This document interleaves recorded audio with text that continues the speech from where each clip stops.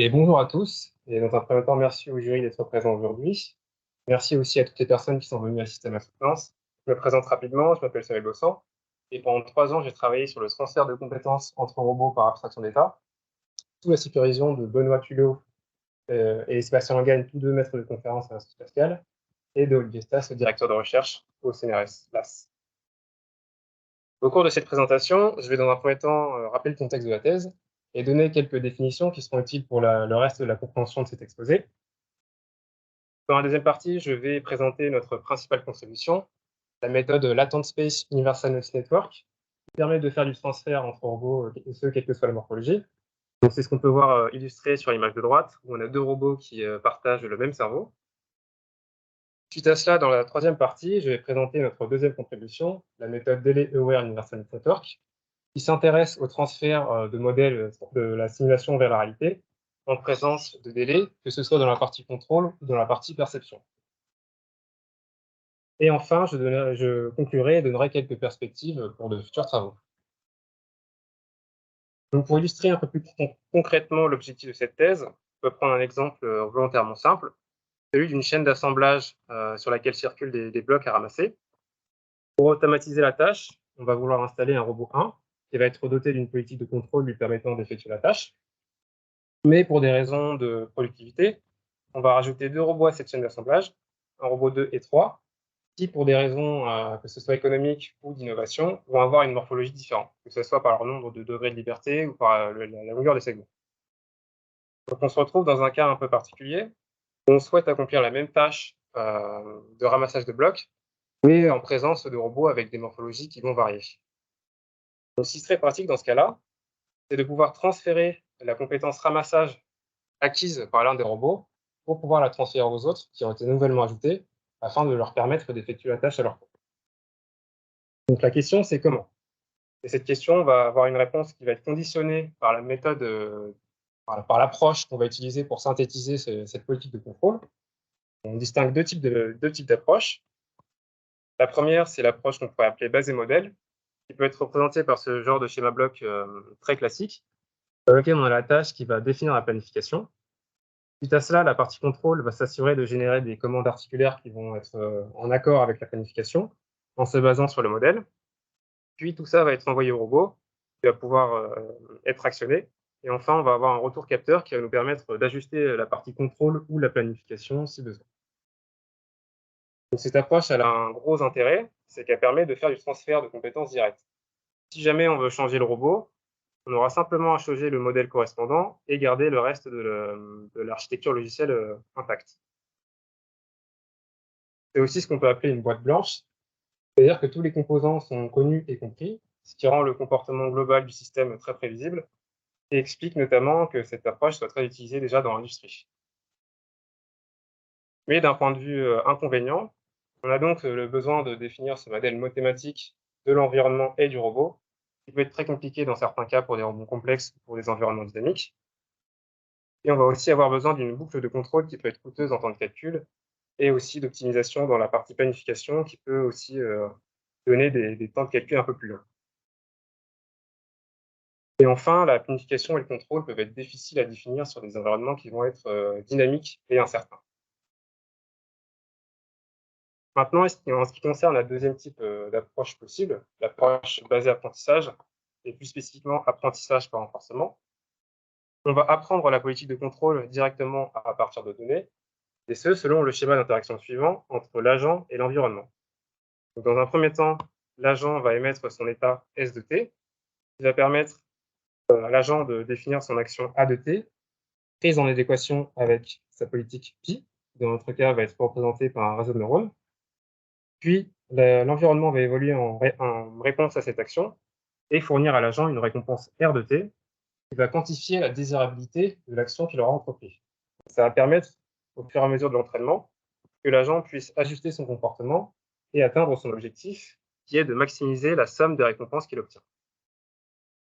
Donc, cette approche, elle est générale et efficace sur des tâches qui peuvent être complexes et dynamiques, et elle est aussi capable de généraliser à des situations qui vont être analogues, mais inédites, comme par exemple à des perturbations. L'un des inconvénients, c'est le fait que ça soit ce qu'on appelle une boîte noire, C'est-à-dire qu'on ne peut pas vérifier que le comportement du réseau de neurones va être désirable pour toutes les entrées possibles, ce qui fait qu'on va avoir un comportement qui n'est pas toujours prévisible pendant l'entraînement. Mais à mon sens, l'inconvénient majeur le plus gênant, c'est le fait que ces approches soient très gourmandes en interaction avec l'environnement, que ce soit un simulateur ou dans le monde physique. Et donc ça forcément, ça induit un coût énergétique et carbone qui peut être potentiellement important.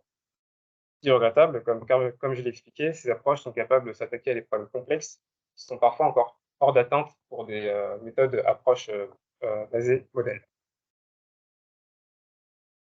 Donc la question qu'on s'est posée dans cette thèse, c'est est-il possible de réduire l'impact énergétique et carbone de ces méthodes d'apprentissage en réutilisant des compétences qui ont été apprises par d'autres robots, et ce, quelle que soit leur morphologie. Donc cette question trouve sa réponse dans ce qu'on appelle le transfer learning, qui est un sous-domaine du machine learning qui s'intéresse au stockage de connaissances apprises lors de la résolution d'un problème et à leur application à une tâche qui va être connexe mais similaire. Dans le cas général, si on considère un modèle de deep learning, on va dans un premier temps avoir une tâche A équipée de sa base de données correspondante qui va nous permettre de faire l'entraînement d'un réseau de neurones. Puis, dans un second temps, on va considérer une tâche qui va être différente mais connexe, elle aussi équipée d'une base de données. Et afin de s'épargner le coût de l'entraînement qui peut être relativement important, on va vouloir transférer une ou plusieurs parties du modèle qui a déjà été entraîné sur la tâche A pour l'appliquer à la tâche B. Cette approche a l'avantage de permettre une grosse réduction du temps d'entraînement et de nécessiter moins de données pour faire converger le modèle. Maintenant, si on revient à l'objectif qui nous intéresse initialement, le transfert de compétences entre robots de morphologie différentes, on peut commencer par formaliser notre problème. On va se donner une tâche tau et un ensemble de robots R va dans notre cas être composé de 3 robots de morphologie différente. Donc le problème d'optimisation qu'on va essayer de résoudre, c'est le suivant. On va essayer de trouver la politique optimale pi-étoile pour une tâche tau, telle qu'elle maximise la somme des récompenses qu'on obtient sur cette tâche, et ce, quel que soit le robot qu'on utilise pour effectuer la tâche. En fait, ça revient à avoir ce qu'on appelle une politique robot-agnostique, c'est-à-dire une politique qui ne s'intéresse pas du tout à la morphologie du robot pour résoudre la tâche. Donc plus concrètement, si on regarde ce que ça peut donner, on va prendre l'exemple d'un robot à 7 degrés de liberté, donc ici un panda, qui va vouloir résoudre la tâche d'attrapage de balles. Et on va considérer que la politique va être approximée par un réseau de neurones. Donc à l'issue de l'entraînement, le robot sera capable d'effectuer la tâche correctement. Mais dans un second temps, on va vouloir un deuxième robot à disposition et effectuer la même tâche. Donc la question qu'on peut se poser, c'est comment est-ce qu'on peut réutiliser des parties du modèle qui a déjà été entraîné sur cette tâche afin d'accélérer l'apprentissage du deuxième robot. Donc si on en revient au principe du transfer learning, on peut se dire qu'il peut être intéressant de transférer des parties du modèle. On peut voir assez rapidement, c'est qu'étant donné que ces deux robots ont des nombres de degrés de liberté différents, on ne pourra pas transférer ni les couches d'entrée ni les couches de sortie qui dépendent justement de cette dimension de contrôle. On pourrait plutôt se dire que ce serait une bonne idée de transférer la partie centrale du réseau de neurones, qu'on appelle aussi les couches cachées, et on peut montrer expérimentalement que cette approche ne va pas donner de gain en termes d'entraînement. La raison principale de cet échec, c'est le fait que pendant l'apprentissage de la tâche, le réseau de neurones va coupler la représentation du robot et la résolution de la tâche, ce qui fait que la représentation apprise par les couches cachées ne va pas être adaptée au deuxième robot. La solution pour s'attaquer à ce problème, c'est de segmenter la politique de contrôle en deux types de modules. On va avoir un module qui va être spécifique au robot, donc ici au panda, qui sera complètement indépendant de la résolution de la tâche. Le deuxième type de module, le module de tâche, lui sera complètement décorrélé de la morphologie du robot. Et donc, grâce à cette décomposition, on peut envisager de faire un transfert du module de tâche vers le robot qui nous intéresse. Mais il y a une condition à respecter. Il faut que les espaces de représentation des deux robots soient communs de manière à ce que la résolution de la tâche soit interprétée de la même manière par les deux robots. Donc, cette approche, elle a été dans un premier temps étudiée par Mehdi Monsif au cours de sa thèse à travers le framework Universal Knowledge Network. Donc on retrouve globalement la même idée.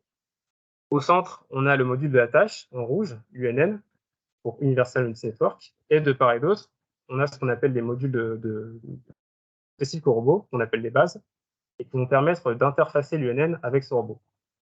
On a ici en vert le module d'entrée et en bleu le module de sortie. Donc si on reprend notre schéma d'interaction habituel environnement-agent, l'environnement va dans un premier temps émettre son état S, qui va être ensuite décomposé en deux types d'informations. Une information qui va être spécifique au robot et une information qui va être spécifique à la tâche. Donc le travail de la base d'entrée, ça va être de convertir cette information spécifique au robot en information robot-agnostique, c'est-à-dire en information qui ne dépend pas de la morphologie du robot. Suite à cela, le module UNN va être conditionné par cette information robot-agnostique et par les informations spécifiques à la tâche pour en déduire une commande qui sera robot-agnostique elle aussi. Et enfin, dans un dernier temps, la base de sortie va s'occuper de traduire cette commande robot-agnostique en action spécifique au robot, qui pourra être ensuite appliquée à l'environnement. Lors de ces expérimentations, Mehdi a principalement considéré qu'on pouvait représenter cet espace robot-agnostique par l'état de l'effecteur, ce qui implique donc que les bases d'entrée et de sortie étaient des modèles cinématiques directs pour la base d'entrée et inverses pour la base de sortie, soit obtenus via des méthodes analytiques, soit obtenus grâce à un entraînement fait sur un réseau de neurones. Et donc nous, dans cette thèse, on a voulu explorer un peu plus avant ce concept d'espace robot-agnostique en s'affranchissant du besoin de devoir le définir manuellement et de manière à pouvoir explorer d'autres alternatives. Donc ça pose la question de... ça nous amène à la formulation suivante de la Latent Space Universality Network, notre première contribution, dans lequel, contrairement à l'UNN précédent, le module de tâche, l'UNN, va être plongé dans ce qu'on appelle un espace latent.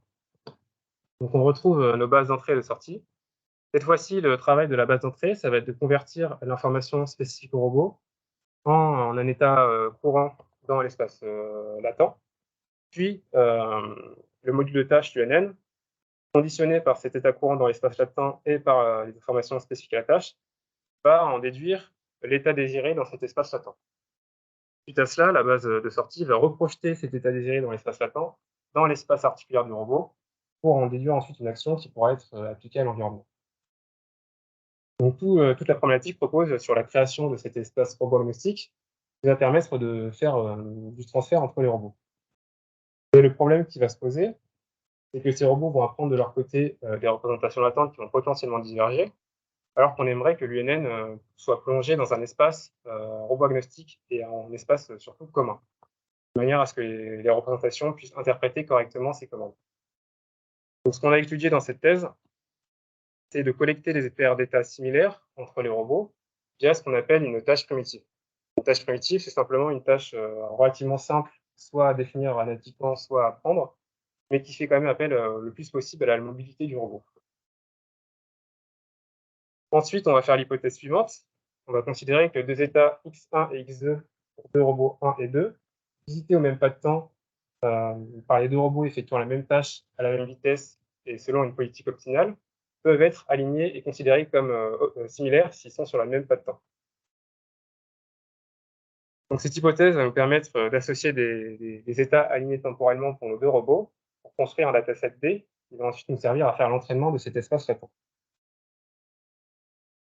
De manière un peu plus concrète, on a considéré une tâche de reaching pour notre tâche primitive.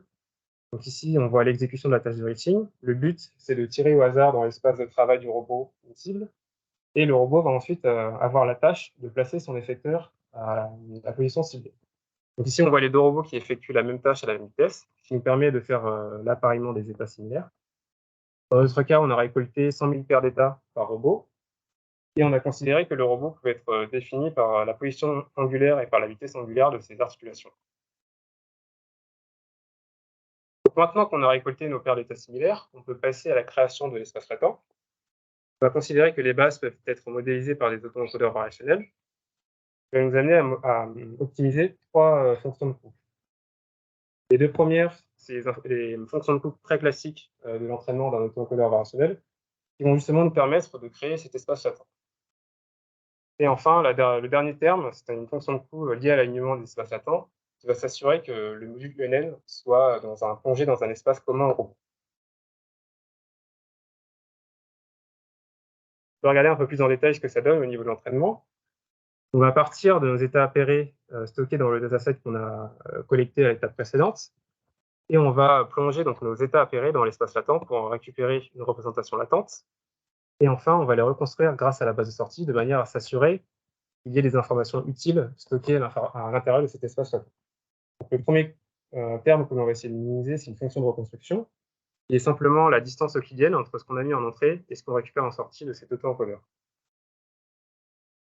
Afin de donner aussi des propriétés intéressantes pour le transfert à notre espace latent, on va considérer un deuxième terme, un terme de régularisation, qui va permettre de faire du transfert de manière plus efficace. Et enfin, comme je l'ai dit, il est très important de s'assurer que les représentations latentes apprises coïncident, et donc on va minimiser la représentation latente de deux états apérés, de sorte qu'ils pointent vers le même vecteur latent. Donc au final, on minimise les trois termes que j'ai présentés pour créer notre espace latent et entraîner nos bases. Donc maintenant qu'on a créé notre espace latent, défini grâce à deux robots, on peut se poser la question de comment est-ce qu'on va faire pour ajouter un autre robot, de sorte qu'il puisse lui aussi bénéficier des transferts ou en faire bénéficier les autres. Donc la procédure est très simple. Ici, on voit qu'on va rajouter un UR10, donc il effectue la même tâche que les deux autres, c'est-à-dire une tâche de reaching, toujours à la même vitesse et avec une politique optimale, et nous permettre donc encore une fois de collecter des états sur ce robot qui seront appairés avec les autres. Ensuite, pour la procédure d'entraînement, on va reprendre l'un des robots qui a participé à la création de cet espace probabilistique pour nous servir de référence, de sorte à encore une fois pouvoir minimiser la représentation latente obtenue sur le deuxième robot pour qu'elle vienne se greffer sur celle qui a déjà été entraînée. Et ensuite, on entraîne selon la procédure habituelle pour des auto-encodeurs variationnels avec une loss de reconstruction. Maintenant qu'on a effectué l'entraînement des bases, on a notre représentation latente commune au robot. Donc, ce qu'on veut, c'est la fixer de sorte à ce qu'elle ne soit pas changée au cours de l'entraînement. Et ensuite, on va pouvoir, à l'intérieur de cet espace latent, faire l'entraînement du module de tâche UNN. Donc ici, étant donné qu'on fixe cette représentation latente, le gradient de la tâche va uniquement affecter le module UNN, de sorte à ce qu'il puisse s'ajuster au cours de l'entraînement pour converger vers l'optimal. Une fois qu'on a fait notre entraînement, on peut simplement prendre ce module de tâche, qui contient la résolution de la tâche, et le transférer sur un autre robot, de manière à ce qu'il soit capable de lui aussi faire cette tâche. Et donc, on peut considérer deux types de transferts dans ce cas-là. Le transfert qu'on peut appeler zero shot, on va simplement prendre ce module, le geler et l'appliquer au deuxième robot, et on va étudier les performances qu'on obtient. Mais dans le cas où on aurait un réajustement spécifique à faire, étant donné qu'on aurait potentiellement des pertes après transfert, on peut faire ce qu'on appelle du fine-tune, c'est-à-dire réajuster ce module en réentraînant sur le robot sur lequel on a transféré, de sorte à ce qu'il puisse récupérer les performances qu'il avait avant le transfert. Donc voilà, j'ai présenté l'approche méthodologique qu'on a utilisée dans notre cas pour faire du transfert. Et afin de remettre en perspective le travail qu'on a effectué, je vais présenter deux autres travaux connexes qui s'intéressent aussi à la même problématique. Donc, le premier, c'est ce qu'on appelle le Modular Neural Network Policies. Donc, on retrouve cette idée de politique de contrôle segmentée en deux types de modules. On a un module spécifique au robot, toujours, et un module spécifique à la tâche. Mais ce qui va faire la grosse différence avec notre approche, c'est qu'on va avoir besoin d'entraîner tous ces modules ensemble, de manière à ce qu'on puisse faire émerger une représentation latente commune à tous ces modules. Cette approche, comme je l'ai expliqué, elle a l'avantage de faire émerger un espace latent pour faire du transfert. Elle est aussi apprise en end-to-end, c'est-à-dire qu'on n'a pas besoin de faire de collecte au préalable d'état sur les robots et d'entraîner la représentation latente avant d'entraîner les tâches. Mais on peut se poser la question suivante: combien de robots et de tâches sont nécessaires pour que l'espace latent appris puisse généraliser à d'autres tâches et à d'autres robots qui n'ont pas été considérés lors de sa création? Un autre inconvénient majeur, c'est qu'on a besoin donc de définir ces tâches et ces robots en amont avant de pouvoir étudier d'autres tâches et d'autres robots possibles. Un autre travail, toujours en relation avec le transfert entre robots, Hardware Condition Policies, va cette fois-ci apprendre une politique robot-agnostique en partant toujours d'une politique modélisée par un réseau de neurones, qui va être conditionnée toujours par l'état actuel de l'environnement, mais aussi par un vecteur qui va représenter le robot. Donc ça pourrait être par exemple la chaîne cinématique via un modèle URDF ou une représentation apprise en même temps que la tâche.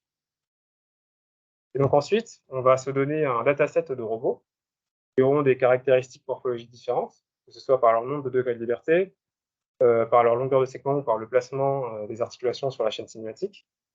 Et on va faire l'entraînement donc de cette politique sur tous ces robots de manière à ce qu'on puisse faire émerger encore une fois une politique qui puisse s'adapter à des morphologies différentes.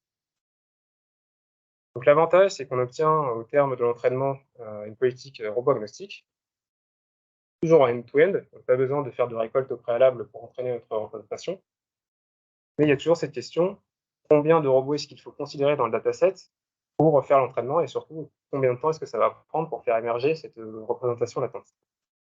L'un aussi des gros points noirs de cette approche, c'est qu'on va avoir besoin de randomiser, les caractéristiques morphologiques d'un robot de manière à créer plus de variété dans le dataset, que la politique puisse généraliser mieux. Donc on a vu notre approche, on a vu l'explication de notre approche, maintenant on va passer à la partie résultats. Donc pour les expérimentations qu'on a considérées, on a pris 3 robots, un Brachio à 5 degrés de liberté, un Panda à 7 degrés de liberté et un Urdis à 6 degrés de liberté.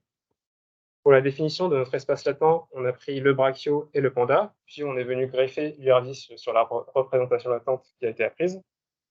Et enfin, on a considéré 3 types de tâches. Pardon. On a d'abord normalisé en simulation, les longueurs des robots de sorte qu'ils puissent, avoir la même capacité de travail. Puis on a considéré 3 tâches. La première tâche, c'est une tâche de pick and place.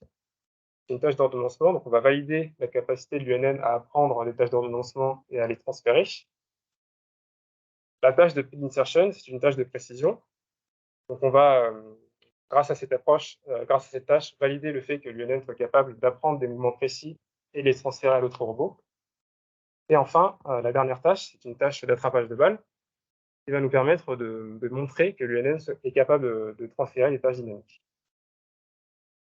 Ensuite, dans une deuxième partie, on va s'intéresser à l'implémentation, de la tâche de peg insertion sur les 2 robots physiques Panda et Urdis.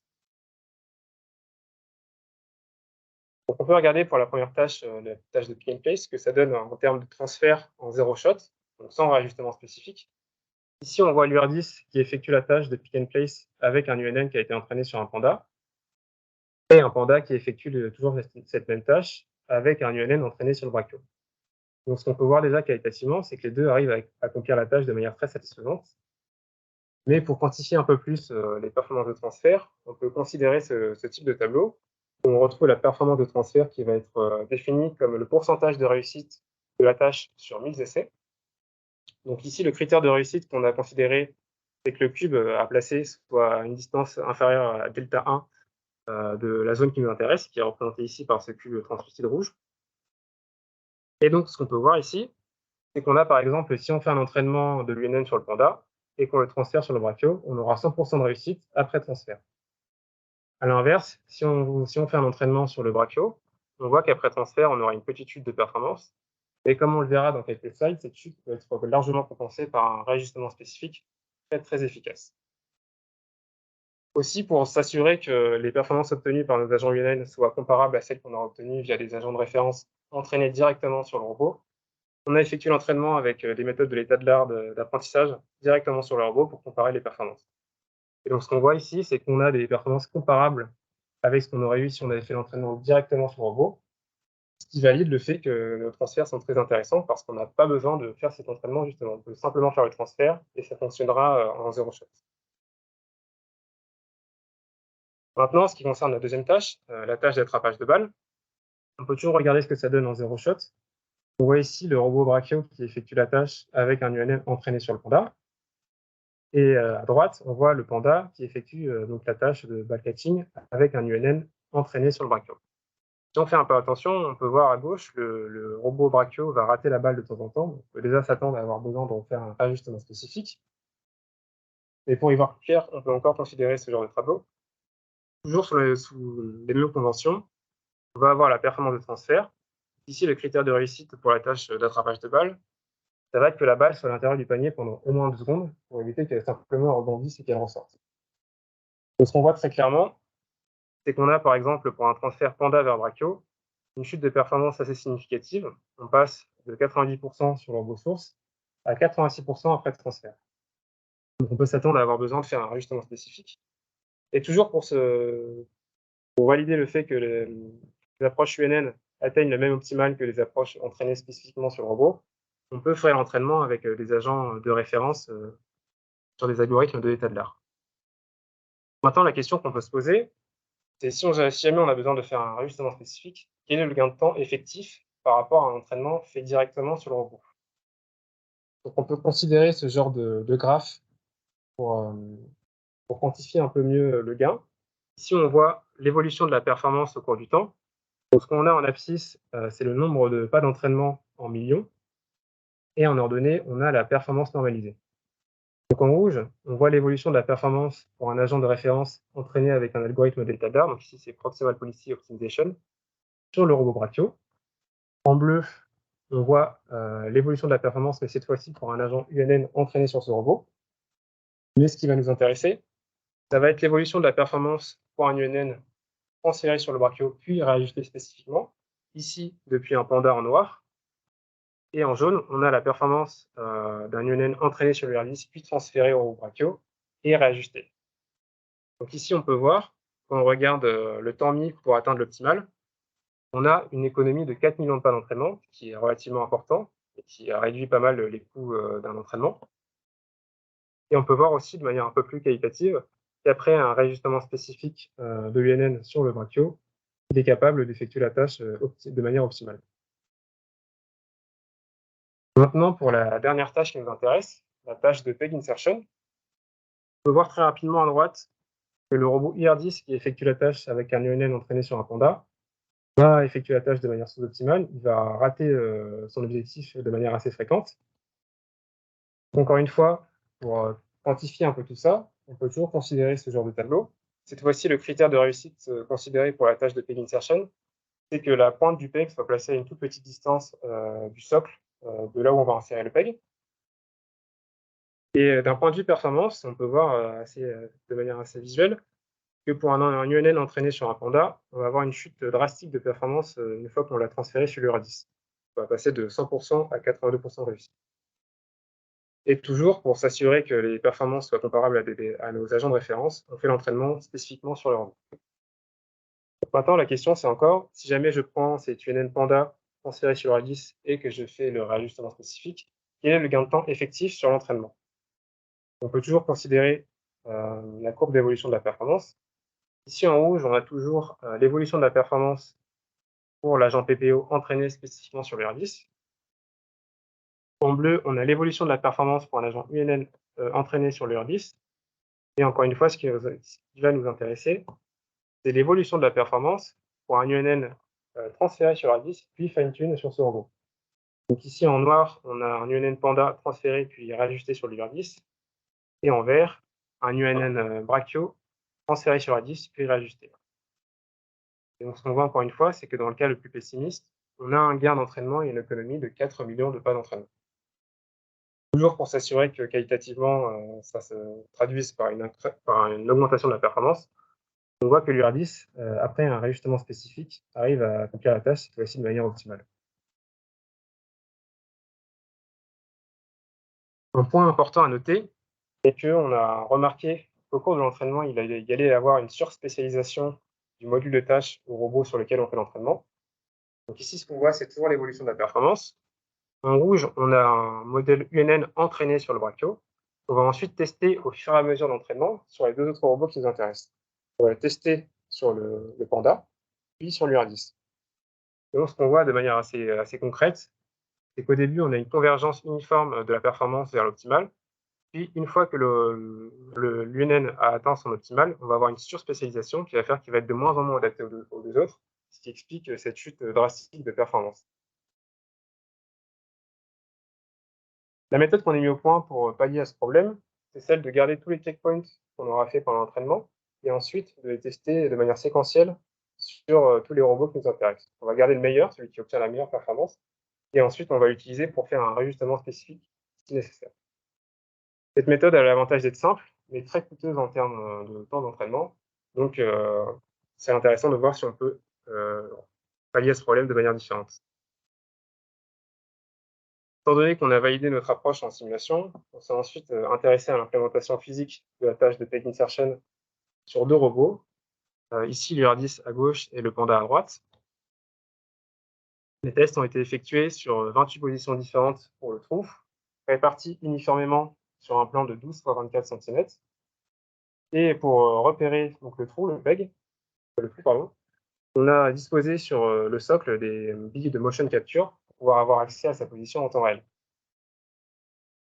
La taille du trou était de 2,25 x 2,25 cm, on a considéré un trou carré, et le diamètre du PEG était de 1,9 cm, ce qui nous donne une précision de l'ordre de 3,25 mm.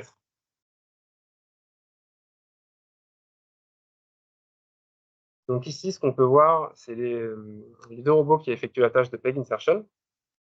À gauche, on a un UR10 qui effectue la tâche en physique, mais à partir d'un UNN qui a été entraîné en simulation sur le brachio, puis réajusté spécifiquement sur la copie virtuelle de l'UR10, et enfin transféré sur le modèle physique. Et à droite, on a la même chose, donc on a un Panda qui effectue la tâche, et avec un UNN entraîné sur un UR10 en simulation, puis ajusté sur la copie virtuelle du Panda. Et donc ce qu'on peut voir en termes de performance en zéro shot, c'est qu'on a une chute assez significative du transfert simulation vers réalité, qui peut s'expliquer en partie par les divergences qui vont exister entre le simulateur et le monde physique. Mais on peut voir aussi que si on fait un ajustement en simulation, on récupère des performances qui sont décentes après transfert sur le robot physique.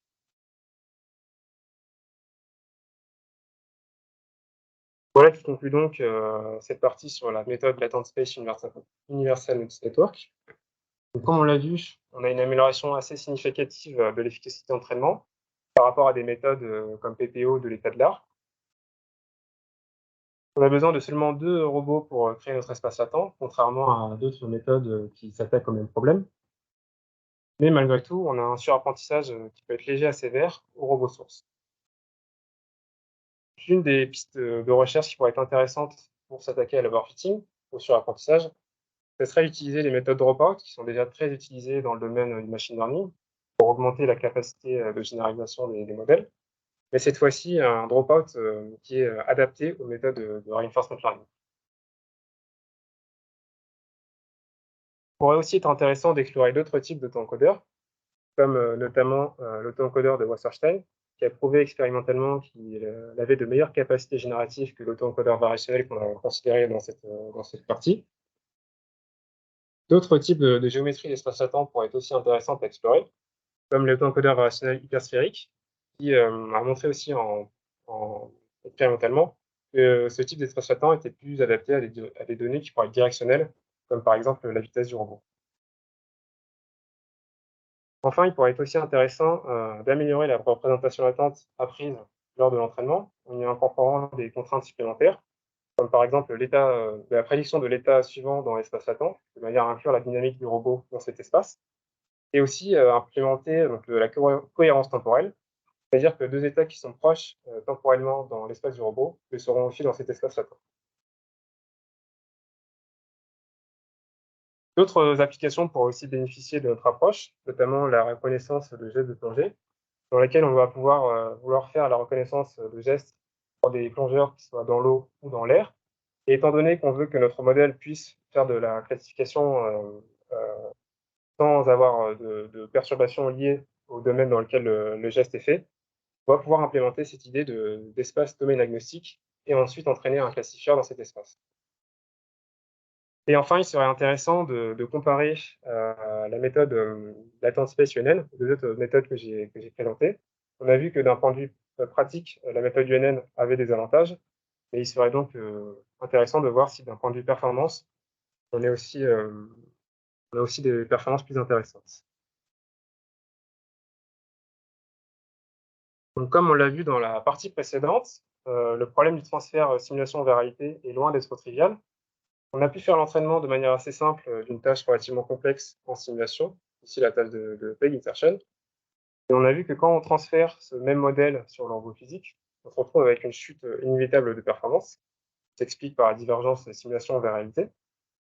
Mais on avait quand même des performances relativement décentes, étant donné le fait que ce soit une tâche statique. Et si on considère cette fois-ci une tâche dynamique, comme ici une tâche d'équilibrage de la balle dans une gouttière, on voit qu'on a une performance très satisfaisante en simulation. C'est très facile à apprendre. Le robot arrive à placer la balle à l'endroit désiré. Mais quand on transfère ce même modèle sur le robot physique, on a un gros problème d'oscillation autour de la position désirée.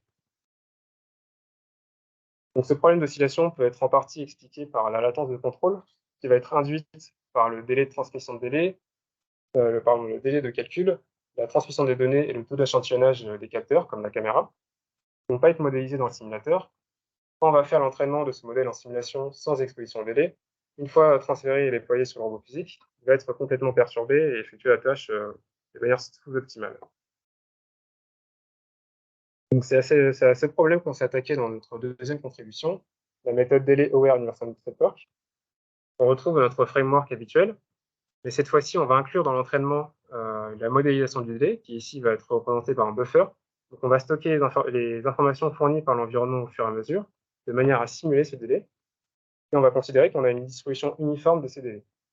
À chaque épisode, on va échantillonner un délai de cette distribution, l'appliquer au système et fournir le délai courant à l'UNN, de sorte à ce qu'il soit capable de s'adapter au délai du robot sur lequel il travaille. Une fois qu'on a fait l'entraînement, on aura simplement besoin d'identifier ce délai sur le robot qui nous intéresse, fournir en information ce délai à l'UNN, qui sera alors capable de s'ajuster et de s'adapter au délai du robot sur lequel on le transfère. Donc ici, en fait, on a 2 degrés de variation.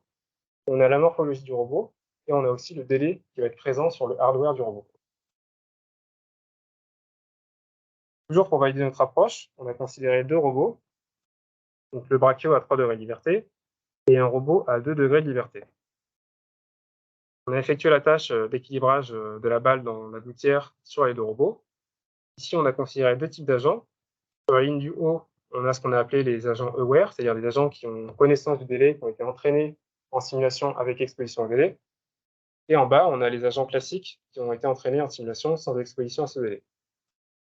On voit sur les colonnes, c'est ensuite le délai considéré. Donc on a considéré dans un premier temps 300 millisecondes, qui correspond au délai effectif sur le robot, et 700 millisecondes correspond à un délai qu'on a volontairement rajouté, de manière à tester la robustesse de notre approche. Donc ce qu'on peut voir déjà qualitativement, c'est que les agents qui ont été exposés à du délai en simulation, donc les agents aware, arrivent à placer la balle correctement sur le point bleu, là où les agents unaware oscillent continuellement autour de la balle. De manière un peu plus visuelle, on peut considérer ce genre de graphique. On a l'évolution de la trajectoire au cours du temps. Ici, ce qu'on voit, c'est 3 types de délais testés, 300 millisecondes, 500 millisecondes et 700 millisecondes. En noir, on a la position désirée de la balle dans la gouttière. En rouge, on a la position effective de la balle pour un agent délai aware, donc exposé à du délai pendant son entraînement sur le robot Brachio. Et enfin, en bleu, on a l'évolution de la position de la balle pour un agent qui a été entraîné en simulation sans exposition à ce délai. Comme on peut le voir, les agents aware arrivent à suivre la consigne de manière bien plus satisfaisante, là où les agents unaware vont continuer d'osciller autour de la position désirée. Voilà qui nous amène donc à la conclusion sur notre deuxième approche, la méthode Delay Aware Universal Network. Comme on l'a vu, c'est une méthode efficace pour gérer les délais existants sur des robots qui peuvent être aussi morphologiquement différents. Mais on a testé uniquement cette approche sur une tâche relativement simple, même si elle est dynamique. Donc, ce qui pourrait être intéressant, c'est de la tester sur une tâche plus complexe, comme la tâche d'attrapage de balles que j'ai présentée précédemment.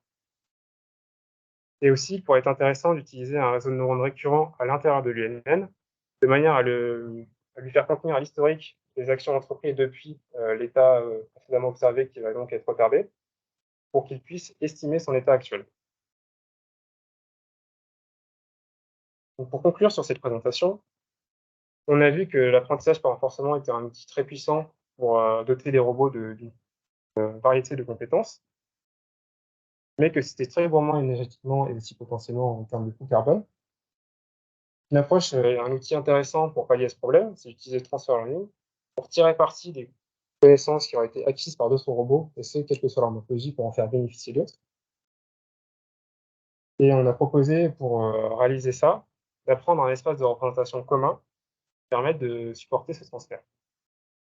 Cette approche, elle a été validée aussi bien en simulation que sur des robots physiques, à travers une variété de tâches et de robots. Mais malgré tout, on a considéré des robots relativement simples et des tâches relativement simples peuvent déjà être attaquées par les méthodes plus classiques de robotique.